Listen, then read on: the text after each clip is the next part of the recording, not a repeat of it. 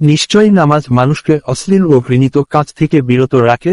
সূরা আনকাবুত আয়াত নং 45।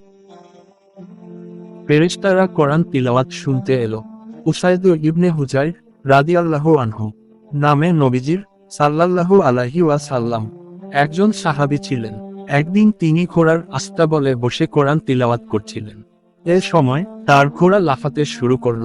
তিনি আবারও তিলাওয়াত করতে শুরু করলে ঘোড়াটি আবারও লাফাতে শুরু করল। এবারও তিনি থমকে গেলেন। কিছুক্ষণ পর আবার পড়তে শুরু করলে ঘোড়াটি আবারও লাফ দিল। পাশেই উসাইদ ইবনে হুজাইরের ছেলে ইয়াহইয়া শুয়েছিল। উসাইদ ইবনে হুজাইর বলেছেন, আমার আশঙ্কা হলো যে ঘোড়াটি আমার ছেলেকে পিষ্ট করে ফেলতে পারে। তাই আমি উঠে তার কাছে গেলাম। হঠাৎ আমি মাথার ওপর শামিয়ানার মতো কিছু একটা দেখতে পেলাম।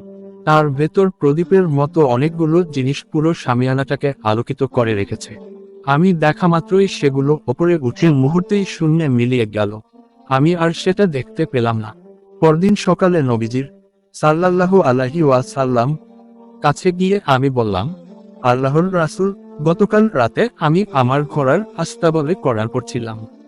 আমার ঘোড়া তখন হঠাৎ লাফাতে শুরু করেছিল।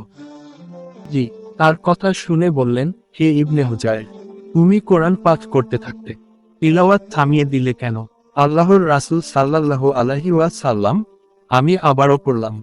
ঘোড়াটি আবারও লাফাতে থাকলো। এবারও নবীজি সাল্লাল্লাহু আলাইহি ওয়াসাল্লাম বললেন, হে ইবনে হুজাইর, তুমি তিলাওয়াত করতে থাকতে। আমি তিলাওয়াত খতম করে দিলাম, কারণ আমার ছেলে ইয়াহইয়া ঘোড়াটির পাশেই ছিল।